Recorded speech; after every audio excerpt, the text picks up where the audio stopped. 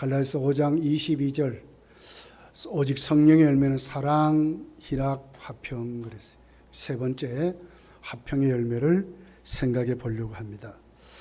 반드시 성령의 열매죠. 그러니까 성령을 따라 육체를 따라 살면 육체 열매를 맺고 성령을 쫓아 살면 성령의 열매를 맺는다 하는 것이죠. 이것을 전제로 해서 말씀을 나누기를 원합니다.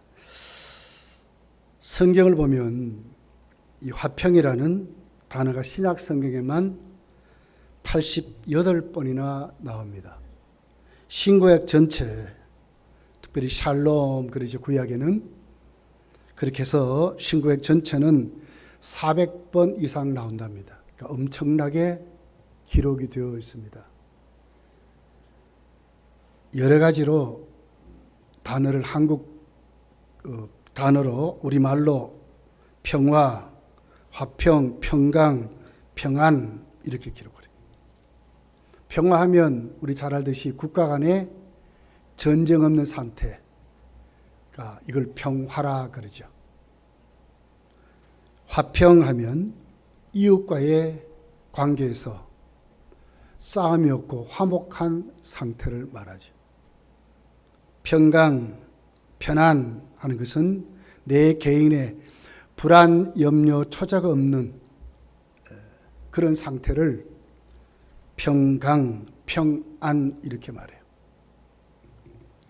그래서 오늘 본문에 나와 있는 이 화평이란 이 단어는 원문을 보면 에이레네라 하는 말이죠. 명사예요, 명사. 그렇게 해서 이 단어는 세 가지, 네 가지 모든 뜻을 다 포함해요. 국가 간에 전쟁이 없는 것, 또 이웃 간에 다툼이 없는 것, 내 안에 불안, 염려, 초자 없는 것, 영원한 천국 가는 것, 이걸 전체 다 포함해가지고 에이레네라 이렇게 말해요. 이것을 종합적으로 화평이라 이렇게 성경은 말씀을 하고 있습니다. 세계 역사 연구가였던 윌 박사라는 분은 지구가 생긴 이래로 지구 역사에 전쟁이 없었던 연수를 보면 약 286년 정도다 그랬어요. 그러니까 구약 4000년, 신약 2000년 이렇게 따져보면 엄청난 6000년의 역사잖아요. 그죠? 성경이 말하는 역사. 이 역사 안에 근한 268번 정도가 전쟁이 없었고 나머지는 전부 전쟁한 역사라는 거예요.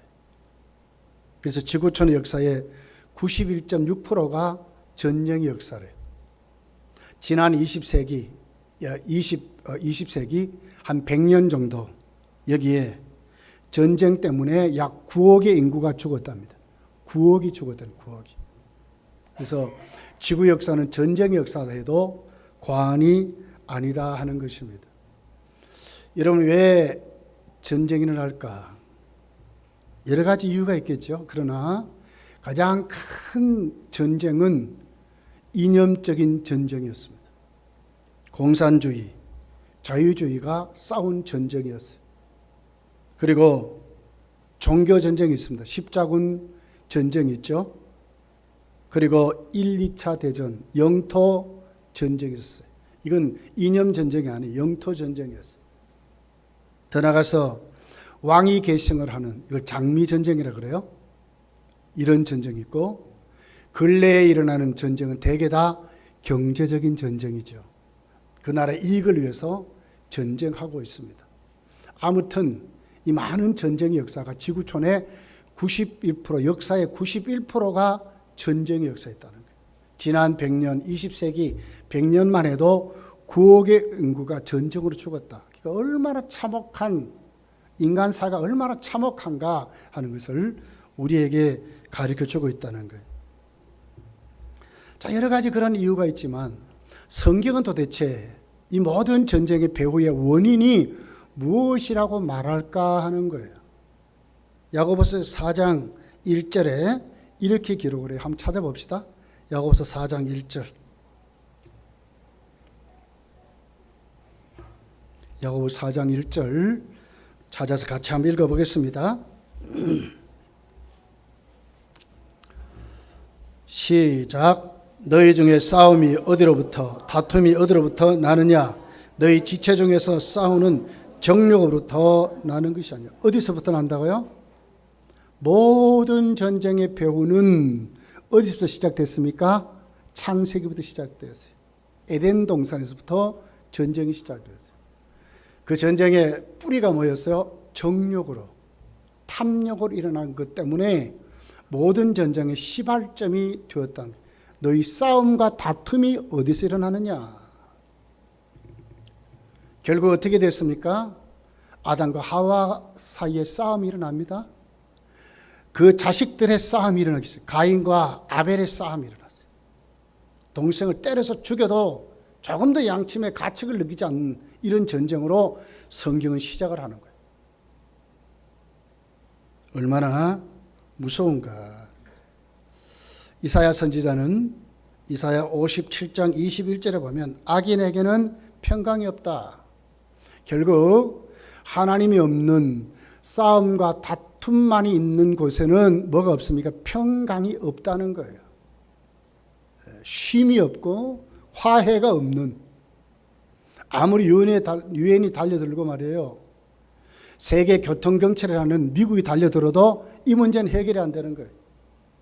지금도 중동에는 수도 없는 전쟁으로 테러가 수도 없이 일어나고, 유럽에 끊임없이 테러가 일어나서 어떻게 됩니까? 열차가 막 폭발하고 말이에요. 미국에서도 막 지금 그러고 일어나고 있잖아요. 진짜 이슬람을 우리가 막아야 돼요. 물론 이슬람의 그 교리에 보면 그 적극적인 그 극진파들 아닌 이슬람도 있습니다. 그러나 대개 결국 이슬람이 가는 게 뭐냐? 한 손에는 칼, 한 손에는 코란경을 들은 거예요. 그래서 복종하지 않으면 죽이는 겁니다. 죽이는 거예요. 이것을 지금 그렇게 말하는 거예요. 악인에게는 평강이 없다. 성경은 분명히 우리에게 말씀을 하는 거예요. 여러분, 우리가 어느 때에 이 해결점이 도대체 뭘까? 어떻게 해야 이 해결점이 뭘까? 사사기를 보면 우리가 알 수 있어요. 사사기에 끊임없이 소규모 전쟁이 일어나고 이스라엘이 옆에 있는 부족들에게 자꾸 이렇게 침략을 받고 결국 나중에 어떻게 망해요? 아수르와 바벨론에게 망하지요. 뭐 때문에 그렇습니까? 이유가 뭐죠? 하나님과 화해하지 않아서 그랬어요. 하나님께로 돌아오지 않아서 그랬어요. 하나님과 멀어질 때에 이 땅에는 전쟁이 있을 수밖에 없다는 거예요. 이 문제가 그냥 해결이 됩니까? 사람들이 모여서 수도 없이 회의를 하고 우리 그러지 말자. 그런데 뒤에서는 그런데 어떻게 해요? 지금 북한의 핵 문제가 해결됩니까? 미국이 아무리 달려들어도 안 돼요. 유엔이 제재를 가하고 해도 안 되잖아요. 지금 안 돼. 도대체 어떻게 해결해야 되나 그 말이지. 성경은 결코 인간의 힘으로 해결할 수 없다는 겁니다. 그럼 어떻게 해결하느냐? 결국은 예수 그리스도의 나라, 결국은 하나님의 나라만이 해결할 수 있다. 예수님만이 해결할 수 있다고 말씀하는 겁니다. 자, 오늘 다시 본문을 한번 돌아가 보겠습니다. 14절부터 있는 내용입니다. 뭐라 그러죠? 그는 우리의 뭐죠? 화평이니라. 예수님만이 화평이래. 국가 간에, 이웃 간에, 개인에 있는 불안, 초조, 염려, 근심 쫓아내고 영원한 천국을 주는 분이 누구냐? 예수 그리스도. 그분 안에, 그 안에 그분이 화평이신지라 이렇게 말했습니다. 하나님의 교회가 왕성히 일어나서 결국 이 천국 복음이 땅끝까지 전파되어 예수님 재림해야 이 문제가 해결되는 거예요. 여기에 누가 서서 우리가 거기 세워져요. 우리가 증인들이 증인. 성도가 이 세상의 평강의 증인이라는 것을 우리가 잊지 말으셔야 해요. 하나님 교회만이 참 화평이신 이 주님이 주인 되셔서 그 나라를 확장해 가는 이 방법밖에 없다 하는 겁니다. 이 교회 운동이 참 멋진 운동이에요. 그래서 참된 에이레네라고 하는 이 화평 평강은 예수님의 나라, 하나님의 나라만이 이룰 수 있다. 우리에게 이것을 지금 말씀을 하고 있는 거예요. 둘로 하나를 만드사 원수된 것 곧 중간에 막힌 담을 자기 육체로 하시고, 육체로 하시다면 십자가의 의례를 말하거든요. 예수님이 죽으신 십자가의 그 죽음은 그냥 헛된 죽음이 아니라 자신의 육체로 우리와 우리 사이, 국가 간의 이 수많은 전쟁들 이거 다 헐어버리고 하나 되게 하는 것, 그분만이 화평이라고 말씀을 하는 거예요. 15절에 보면 법조문으로 된 계명의 율법을 폐하셨으니 이는 이 둘로 자기 안에 한 세 사람을 지어 화평하게 하신다. 예수님 안에 세 사람들을 지어서 화평하게 하신대. 세 사람이 돼야 그 속에 하나님의 나라가 보여진다는 거예요. 그러니까 그 증인들이 누구예요? 우리예요, 우리. 우리가 피스메이커로 우리가 하나 되어서 우리가 정착해야 뭐가 이루어집니까? 진짜 화평이 이루어진다 그 말이에요. 우리가 그렇게 되면 안 돼. 우리가 안 되면 안 되는 거예요. 16절에 또 십자가로 이 둘을 한 몸으로 하나님과 화목하게 하려 하심이라.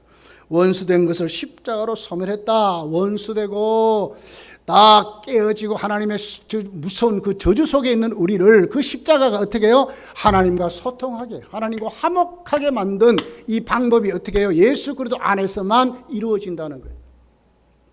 얼마나 우리가 특권 속에 지금 삽니까? 그냥 사는 게 아니라니까. 우리가요, 하나님의 나라에 지금 사는, 우리가 하나님의 나라, 화평의 나라에 우리만이 갖고 있는 이 색깔이 분명한 하나님의 사람들로 우리가 살아가는 것입니다. 온 세계에 전쟁, 기근, 고아, 싸움, 다툼, 영토 전쟁을 하고 이념 전쟁을 하고 경제적인 전쟁을 하고 종교적인 전쟁을 하고 수도 없는 이곳에 말이에요, 성도만이 누리는 그 나라, 그리스도의 왕국, 이걸 누가요? 우리가 지금 하고 있다는 거예요. 우리가 포부를 가셔야 돼요. 우리는 지금 평강의 나라에 내가 오늘 또 세워져 있다.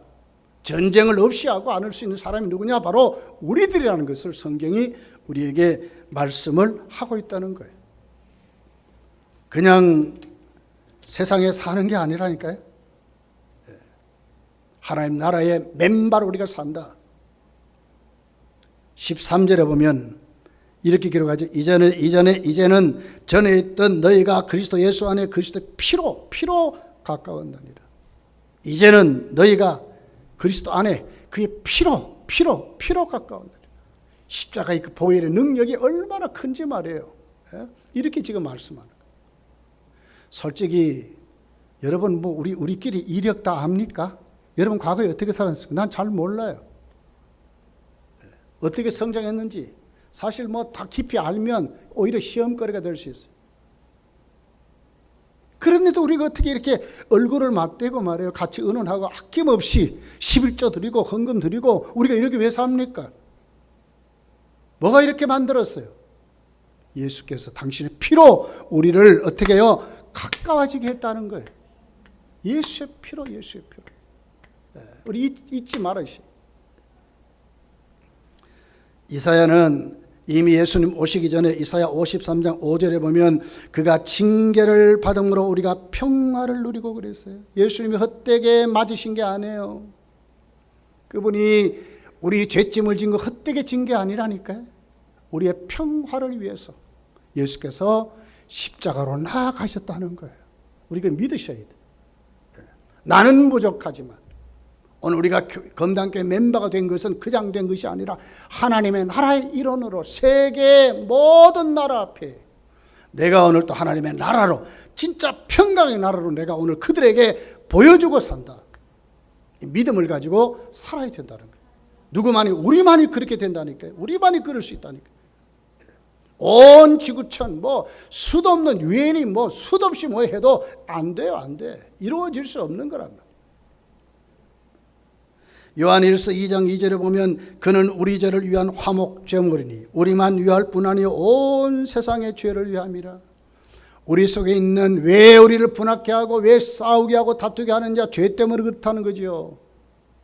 그런데 예수께서 화목제물 되시면 우리 죄를 위함이라 사해 주셔서 뿌리가 없도록 만들어버리는, 우리를 정죄하지 못하게 만들고 싸우지 못하게 만들고 다투지 못하게 만드는 하나님의 그 죄를 흔적도 없이 만들어버리는, 누가? 예수께서 화목제물 되심으로 그렇게 됐다는 거예요. 얼마나 우리가 복된 자로 지금 우리가 살아가고 있습니까? 이사야 9장 6절에 보면 예수님이 탄생할 때 예수님의 탄생을 이렇게 말해요. 이는 한 아기가 우리에게 낳고 한 아들을 우리에게 주신 바 되었는데 그의 어깨에는 정사를 메었고 그의 이름은 기묘자라 모사라 전능하신 하나님이라 영존하신 아버지라 평강의 왕이라 할 것입니다. 예수님 마리아의 몸에서 태어날 때 어떻게 오셨어요? 평강의 왕으로 오셨다는 거예요. 평강을 세우기 위해서 오셨다는 거예요. 예수님의 치리가 있고 예수님께 복종하면 얼마나 우리가 복되게 사는지 몰라요. 왜? 그분의 평강을 내가 갖고 사는 것과 똑같다 그 말. 그냥 막 살아면 되겠어요? 내가 나를 주장하고 내 인격이 오늘도 내 고집 속에 내 정욕 속에 붙잡혀 사는 이것이 대수입니까? 아니라는 거죠. 누구에게요? 예수께 치리를 받고 살아야 돼. 다스림을 받고 살아야 돼. 그분이 누구라고요? 평강의 왕이라니까요. 하나님의 나라 내 속에 이루어질 때 내가 이웃 앞에 평강의 도구로 일으켜 세워진다는 거예요. 이사야 11장 1절부터 쭉 보면 이렇게 기록됐어요. 1절에 보면 이새의 줄기에서 한 싹이 나며 그 뿌리에서 한 가지가 나서 결실할 것이요. 6절에 가서 보면 그때에 이리와 어린 양이 함께 살며, 어떻게 여러분 이리와 어린 양이 함께 삽니까? 잡아먹혀버리지. 피스메이커, 평강의 왕, 예수께서 오셔서 이루는 그 나라, 평강이 넘치기 때문에 다툼과 시기와 싸움이 없는 그곳에 어떻게 이리가 어린 양과 함께 산대. 어린아이가 독사의 굴에 손을 넣어도 괜찮은 나라, 사자와 양이 함께 풀을 뜯는 그곳, 이것이 바로 예수께서 만드신 하나님의 나라래. 이것이 신약을 말을 하고 새사람 된 하나님의 자녀들의 나라, 하나님의 그 역사를 이렇게 성경이 기록을 하는 거예요. 누가복음 2장 14절에 보면 예수님 오셨을 때 천사가 말하죠. 지극히 높은 곳에서는 하나님께 영광이요 땅에서는 하나님이 기뻐하신 사람 중에 평화로다 하니라. 진정한 평강이 이루어졌다 그 말이에요. 예수님이 오심으로 진정한 평강이 시작되고 이루어졌다 그 말이에요. 저나 여러분이나 이제 눈을 떠야 될 것이 뭐예요? 평강을 이루는 사람들로 오늘 우리가 살아야 된다는 거예요. 19절에 오늘 이렇게 기록하죠. 그러므로 이제는 너희는 외인도 아니요 나그네도 아니요 오직 성도들과 동일한 시민이요 하나님의 권속이라. 하나님 나라를 말하잖아요. 하나 됐대. 여기 무슨 불화가 있다고 그래요? 동일하다. 이렇게 동일하다. 똑같다 그 말이에요. 여기는 장관이나 그 밑에 부하나 똑같다 그 말. 상전이나 종이나 똑같다 그 말. 한 권속, 동일한 심은 하나님의 권속이. 이제는 외인도 아니야 나그네도 아니다. 하나 됐다 이렇게 말하죠. 이것이 바로 화평이다 하는 단어가 지배한 모습을 이렇게 표현하는 거예요. 세상에 찾아볼 수 없는 것, 하나님의 나라만이 이룰 수 있는 것. 왜? 거기에는 주님이 다스리기 때문에 이 말이에요. 평강이신, 화평이신, 십자가로 소멸해 주신, 화목제물 되신 그분이 오늘도 그곳에 있기 때문에 그의 치리를 받고 그에게 다스림을 받는 그 사람들은 이런 모습으로 세워져 간다 그 말이에요.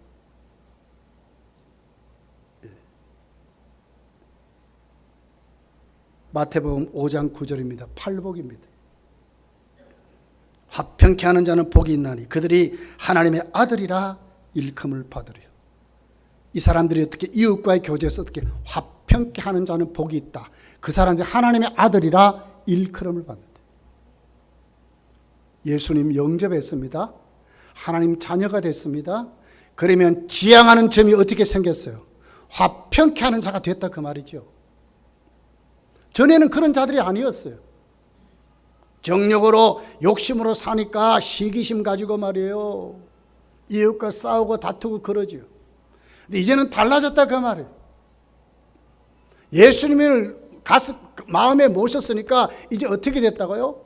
그분이 우리를 다스리기 때문에 화평케 하는 자들은 복이 있나니 그들이 하나님의 아들이라 증명된다 그 말이죠. 그렇다면 만약에 화평케 하는 자가 아니고 날마다 트러블 메이커가 되면 어떻게 되겠어요? 그 사람이 가는 곳마다 싸웁니다. 자꾸 험한 일이 생겨요. 다툼이 생겨요. 자꾸 문제를 일으켜요. 평강 가운데 있는 곳에 자꾸 갈고 뜯고 그래요. 비판하고 시기하고 남의 말 자꾸 해요. 만약에 그 사람이 하나님 앞에 깨닫고 예수님의 치리를 받고 회개하고 새 사람이 되면 괜찮겠지만 계속 그렇게 살아간다면 어떤 사람이요 도대체 그 사람은? 하나님의 아들로 증명돼야 되는데 만약에 계속 트러블 메이커로 살아가면 그 사람은 도대체 누구냐 그 말이요. 그 사람만 가면 자꾸 싸워 시끄러워. 하나님 나라는 어떤 것이라고요? 평강의 나라래. 왜? 대장이 평강의 왕이시기 때문에 그분의 다스림을 받고 그분의 치리를 받고 그분의 인도를 받는 거기에는 뭐가 생긴다고요? 평강이 생긴대요. 이리와 양이 함께 사는 그곳, 약육 강식이 없는 그곳, 물고 먹음이 없는 그곳, 싸움과 다툼이 없는 그것이 뭐라고요? 하나님의 나라, 교회라고 하는 것입니다. 하나님의 아들은 누구라고요? 화평케 하는 자들이래요. 여러분, 우리 잘 알듯이 고린도 교회가 가장 어떻게 보면 바울 사도가 문제 있는 교회로 그 문제를 해결하기 위해서 기록한 말씀이죠. 고린도후서 5장 18절부터 있는 내용입니다. 한번 우리 찾아볼게요. 고린도후서 5장 18절에서 20절까지 같이 한번 읽겠습니다. 찾아서 고린도후서 5장 18절에서 20절까지. 자, 같이 한번 읽습니다. 18절에서 20절까지.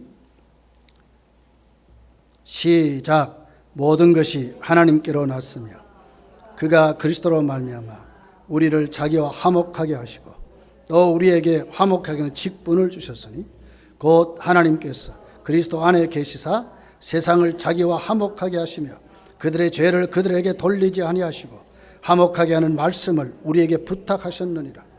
그러므로 우리가 그리스도를 대신하여 사신이 되어 하나님이 우리를 통하여 너희를 권면하신 것 같이 그리스도를 대신하여 간청하노니 너희는 하나님과 화목하라. 무슨 얘기를 하고 있어요? 가장 문제 많았던 그 교회 당을 짓고 말이에요. 나는 이 파다 저 파다 다 갈라져 버렸어요. 이런 교회를 바울이 지금 이 말씀을 하고 있는 거예요. 모든 것이 어디서부터 하나님께로 났음에 뿌리가 똑같습니다. 하나님께로 났다는 거예요.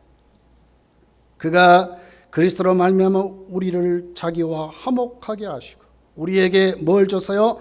화목하게 하는 직분을 주셨대. 이웃과의 관계에서 성도 간의 관계에서 반드시 기억할 것이 있습니다. 우리는 한 뿌리라는 거예요. 그리고 어떻게 해요? 화목하게 하는 직분을 주셨다. 우리가 가는 곳곳마다 트러블 메이커가 아니라 피스 메이커로 살아가야 돼요. 화목케 하는 사람들로 살아가야 된다니까요. 이 직분을 우리에게 주셨다니까요. 싸움 많고 다툼 많고 시기 많고 당을 짓고 뭐 이렇게 분열하고 이런 곳에 우리는 보냄을 받은 자들이요.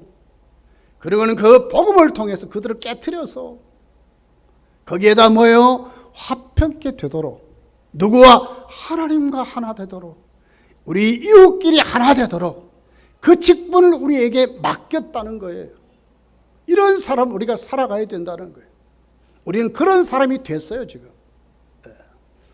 여러분, 이런 우리가 우리끼리 싸우고 우리끼리 얼굴 붉히고 나가면 그 사람만 가면 난리를 치고, 만약에 성도라는 이름을 가지고 그렇게 되면 어떻게 되겠어요? 정말 우리가 예수 안에 한 뿌림을 믿고, 우리 대장이 누구라고요? 평강의 왕이라니까. 그분에게 은혜를 받은 우리들이 하나님의 아들 예수 그리스도의 형상을 닮게 하게 우리를 구원하셨다고 로마서 8장은 분명히 말했잖아요. 어떤 걸 닮아야 되겠어요? 화평케 하는 직분을 가지고 우리가 이웃과 정말 하나님과 소통되도록, 이 복음을 전해서 하나님과 소통되도록 하나님의 자녀로 세우고, 그리고 우리끼리 이 사회 대인 관계에서 정말 화목케 하는 이런 믿음으로 우리가 세워져 가야 된다. 이렇게 지금 바울이 그 고린도 교인들을 향해서 이렇게 말씀을 하고 있다고 하는 것입니다. 불화하고 분쟁하고 싸우고 시기하고 다투면 누가 좋아하겠어요? 사탄이 좋아요. 사탄에게 본성이라 본성. 하나님을 대적하고 성도를 핍박하고 교회를 교회답지 못하게 만들고 우리의 신앙을 가라지되게 만드는 것, 하나님 앞에 탈락되게 만들고 하나님을 가까이 하지 못하게 만들고 열정을 잃어버리게 만드는 누구의 전략이냐? 사탄의 전략이라. 여기 우리가 속지 마셔야 돼. 이것은요, 우리가 죽을 때까지 사탄은 끊임없이 우리에게 이렇게 할 거예요. 끊임없이 우리에게 와서 이것으로 괴롭힐 거예요. 속지 말아야 됩니다. 우리 대장 예수님 똑바로 바라보고 그분 안에 그분의 치리를 받고 그분의 명령을 따라서 화평케 하는 자들로 우리가 세워져서 살아가야 된다는 거예요. 이것이 성도의 모습이다 하는 거죠. 여러분, 내일부터 세상에서 그렇게 사셔야 됩니다. 복을 위해서 살고, 내 속에 계신 주님 나에게 힘을 주십시오. 능력을 주십시오. 내 말 한마디, 내 행동 하나가 정말 하나님 앞에 본이 되도록, 하나님의 성도의 삶을 누리며 살아가도록 하나님 나를 복 주시고 힘 주시고 능력 주세요. 성령이여 도와주십시오. 이런 믿음으로 우리가 세워져 가야 된다고 하는 것입니다. 존 버년의 철로 역정을 보면 이런 말이 있어요. 이상하다. 이해할 수 없는 것이 하나 있다. 마귀와 더불어 대적해야 할 교회와 성도들이 자기들끼리 싸우는구나. 이렇게 했어요. 그가 유배되어 가서 감옥에 들어가 가지고 말해요. 철로 역정을 썼는데 맨 처음에 보여주는 것이 이것이었어요. 그 서문에 이런 글이에요. 이상하다, 이상하다. 정말 성도는 싸워야 될 대상은 마귀인데 왜 성도끼리 교회 안에 자꾸 싸우는가? 이렇게 말한 거예요. 이게 철로 역정의 뚜껑을 뜨는 서문이에요, 서문. 여러분, 만약에 우리가 우리 안에서 정말 이웃을 비판하고 이웃의 말하는 그런 것이 딱 떠오르면 이제부터는 그 사람을 위해서 기도하십시오. 그러면 그 마음이 싹 사라져버려요. 누가 이웃을 비방하고 정죄하고 비판하는 말을 하려면 내 선에서 멈추셔야 돼. 그 말 또 다른 게 옮기는 게 아니에요. 내 선에 딱 멈추고 속 꿀떡 삼켜버리고 하나님께 내놓고 그만 기도하면 끝나는 거예요. 이런 사람을 이렇게 자꾸 세워져 가야 되는 거예요. 이걸 또 옮깁니다. 누가 그래 말했다. 큰일 났다. 큰일 났다. 큰일 나기는 뭔 큰일 나요. 조금 지나면 아무것도 아닌데 하나님이 다 정리하시고 역사하셔요. 우리가 큰일이지 하나님께는 큰일이 없어요. 여러분, 우리는 꼭 하나님 앞에 정말 피스메이커들로, 화평케 하는 자들로 이렇게 세워져야 된다 하는 것입니다. 야고보서 3장 17절 18절을 보면 이렇게 기록해요. 오직 위로부터 난 지혜는 첫째 성결하고 다음에 화평하고 관용하고 양손하며 긍휼과 선한 열매가 가득하고 편벽과 거짓이 없나니 화평케 하는 자들은 화평을 심어 의의 열매를 거두리라 그랬어요. 화평케 하는 자는 뭘 심는다고요? 화평을 심어 뭘 거둬요? 의의 열매를 거둔대요. 열매 맺는다 그 말이지. 얼마나 행복한 말이에요. 성도만이 할 수 있다니까 이것은. 다른 사람이 하는 게 아니면 성도만이 할 수 있는 거예요. 기독교 역사상 가장 비극적인 사건이 십자군 전쟁입니다. 성지를 빼앗겨가지고 모하메트 이슬람이 성지를 빼앗았잖아요. 지금도 거기 모스크 성전이 지어져 있어요. 이것 때문에 십자군이 일어났어요. 유럽에 십자군이 일어나가지고 이슬람과 전쟁이 붙었어요. 누가 이겼어요? 십자군 졌어요. 우리가 졌어요. 기독교가 졌어요. 그럴 때에 가장 가슴 아프게 생각한 사람이 있어요. 이 사람에도 편지를 보내고 십자군에도 편지를 보내면서 전쟁하지 말고 평강으로 살아갈 것을 요구했던 분이 있어요. 아시스의 성자 누구죠? 성 프란치스코. 성 프란치스가 그런 말씀, 우리 그 복음성가로 많이 부르잖아요. 주여 나를 평화의 도구로 써 주소서. 미움이 있는 곳에 사랑을, 상처가 있는 곳에 용서를, 분열이 있는 곳에 일치를, 오류가 있는 곳에 진리를, 의심 있는 곳에 믿음을, 절망 있는 곳에 소망을, 어둠이 있는 곳에 광명을, 슬픔이 있는 곳에 기쁨을 심게 하소서. 위로받기보다는 위로하고 이해받기보다는 이해하며 사랑받기보다는 사랑하게 하소서. 우리를 줌으로써 받고 자기를 버려 죽음으로써 영생을 누리기 때문입니다. 주여 나를 평강의 도구로 써 주시옵소서. 이것이 프란시스의 기도문이었어요. 이 기도문을 밤낮 기도하면서 편지를 써서 이슬람에도 보내고 십자군에 보내서 전쟁하지 말 것을 요구했던 스토리죠. 이 기독교 역사는 가장 가슴 아픈 전쟁이라. 수많은 기독교인이 죽고 수많은 이슬람이 죽었어. 여러분 이걸 보면서 오늘 우리도 하나님 안에 정말 화목을 도모하는 화목의 그 신분을 가진 그런 믿음으로 여러분이 살아가시기를 예수님 축복합니다. 그리고 이제 우리 안에 있는 정말 내 안에서 어떻게 하면 내 속에서 평강을 누리고 살까? 불안, 조저, 염려, 걱정을 물리치며 살까 하는 거예요. 이사야 42장 11절에 이런 말씀이 있어요. 내 영혼아 네가 어찌하여 낭망하며 어찌하여 내 속에서 불안하여 하는고 너는 하나님을 바라라. 그랬어요. 불안하고 초조하기 전에 염려하고 근심하기 전에 무엇을 성도해야 된다고요? 하나님을 바라는 것으로 나가라는 거예요. 이것이 뭐겠어요? 기도하는 거 아닙니까? 내 속에 일어난 이 불안, 초조, 염려, 근심, 걱정들 어떻게 물리칠까요? 빌립보서 4장 6절에서 7절에 정확하게 답을 제시해요. 아무것도 염려하지 말고 다만 모든 일에 기도와 간구로 너의 구할 것을 감사함으로 하나님께 아뢰라. 그리하면 모든 지각에 뛰어난 하나님 평강이 그리스도 예수 안에서 너희 마음과 생각을 지키시리라 그랬어요. 내가 나를 점령하고 내 속에 있는 이 정욕을 물리치고 내 속에 있는 불안, 초조, 염려, 근심을 물리칠 수 있는 방법은 뭐라고요? 하나님을 바라는 것이랍니다. 아무것도 염려하지 말고 정말 그럴 시간이 있다면 하나님께 나가서 그 문제를 내려놓고 감사함으로 아뢰라는 거예요. 하나님께 기도하라는 거예요. 그러면 너무나 잘하시는 하나님이, 지각과 평강에 뛰어난 너무나 잘하시는 하나님이 내 생각과 내 마음을 지켜주리라고 말씀하는 거예요. 이게 해답입니다. 성도여, 절대로 이웃을 탓하시면 안 돼. 절대로 교회를 탓하시면 안 돼. 절대로 나라를 탓하는 게 아니에요. 성도는 그럴 시간 있으면 하나님께 기도하는 거예요. 하나님 이렇습니다. 해결해 주십시오. 왜 내 속에 이렇게 불안이 많습니까? 내 속에 왜 이렇게 염려, 근심이 많습니까? 없을 수 없잖아요. 우리 인간인데. 근데 그 상태로 살면 안 해요. 그건 불신앙이라요.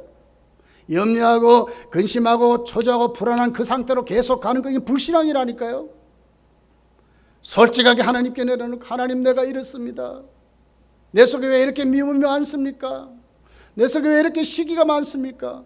내 속에 이렇게 왜 정욕이 불릴 듯이 일어납니까? 주여 나를 불쌍히 여겨 주십시오. 거기에 해답이 올 겁니다. 잘 아시는 하나님이 나에게 그 답을 주실 거예요.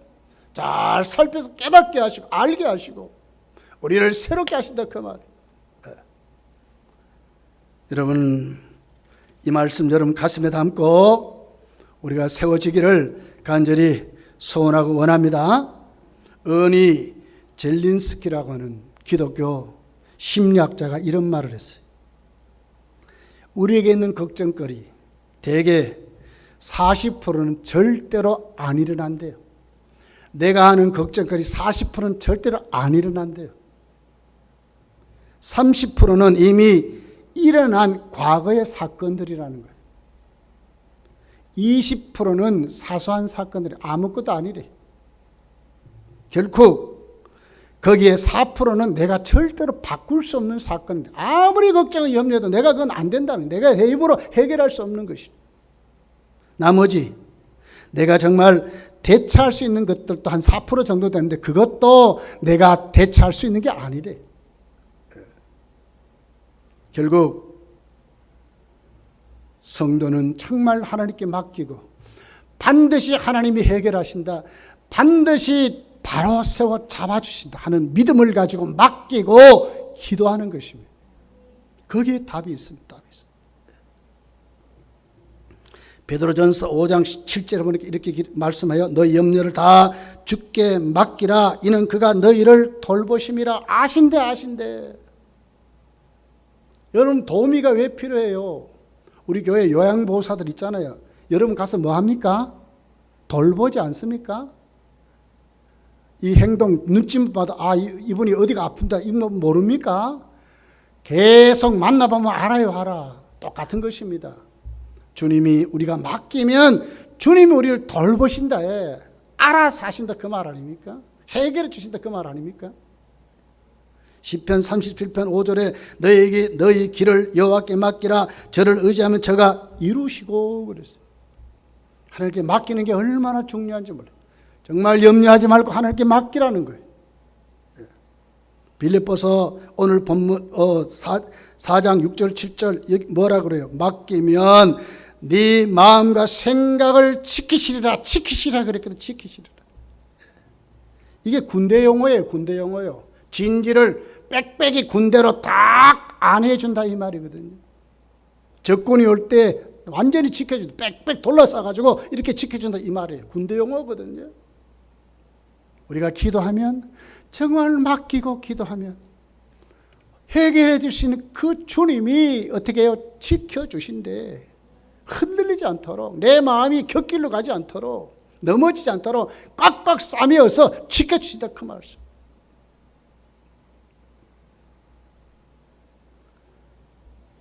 로마서 8장 28절에 우리 너무나 잘 아는 말씀이잖아요. 우리가 알거니와 하나님을 사랑하는 자고 그 뜻대로 부르심을 입은 자들에게는 모든 것이 협력하여 선을 이루느니라. 반드시 이루느니라. 뭘 이루어요? 선을 이루느니라. 주님의 뜻에 딱 합당하도록 그 자리로 갖다 놓으신다 그 말이잖아요. 쓸데없이 염려하고 우리가 걱정하고 불안해하고 초조해하고 오늘도 우리는 이미 평강의 사람에도 불구하고 내가 속아서 마귀에게 속고 내 자신에게 속아서 그렇거든요. 이제 맡기고 솔직하게 내 연약함을 주께로 내려놓고 기도하는 것입니다. 이사야 26장 3절에 보면 주께서 심지가 견고한 자를 평강하고 평강하도록 지키시리니 이는 그가 주를 신뢰함이니라. 맡기면 지키신다. 꼭 여러분 이 말씀 가슴에 안고 이제는 믿고 맡기고 기도하고 그리고는 믿음으로 순종하는 자로 가는 거예요. 모세가 홍해 앞에 만약에 벌벌 떨고만 있으면 어떻게 됐겠어요? 못 건넜을 거예요. 근데 기도합니다. 하나님 지팡이 내밀으라 그러잖아요. 어떻게 저 지팡이 내밀은다고 하나님 저 홍해가 갈라지고 이러고 앉아 있었으면 못 건넜잖아요. 믿고 그리고 하나님께 기도하고 하나님 명령 따라 말씀에 순종했더니 그대로 순종했더니 홍해가 갈라졌다는 거예요. 모세가 여호수아가 요단강 건널 때도 똑같았어요. 여리고성을 돌고 여리고성이 무너지자 똑같은 거예요. 우리가 하나님 앞에 세상을 변화시킬 수 있습니다. 여러분의 가정과 여러분이 변화될 수 있습니다. 어떻게 된다고요? 주님께 딱 붙들려서 내가 화목하는 직분을 가지고 살면 됩니다. 불안합니까? 염려가 있습니까? 기도하면 됩니다. 하나님께 내려놓고 맡기고 믿음으로 기도하면 됩니다. 그 속에 화평의 열매가 맺어지게 될 겁니다. 한 주간 어떻게 살랍니까? 멋있게 사십시오. 이웃과 화평을 이루고 하나님 나라를 사십시오. 화목케 하는 직분을 가지고 사십시오. 하나님과 이웃이 소통하도록 내가 전하는 복음이 그들에게 비수같이 꼽힐 수 있도록, 그리고는 그들과 화평하게 사십시오. 화목하게 사십시오. 안 됩니까? 기도하십시오. 그 열매들이 저와 여러분 속에 우리 교회 안에 충만하게 맺으시기를 예수님 축복합니다. 기도하겠습니다.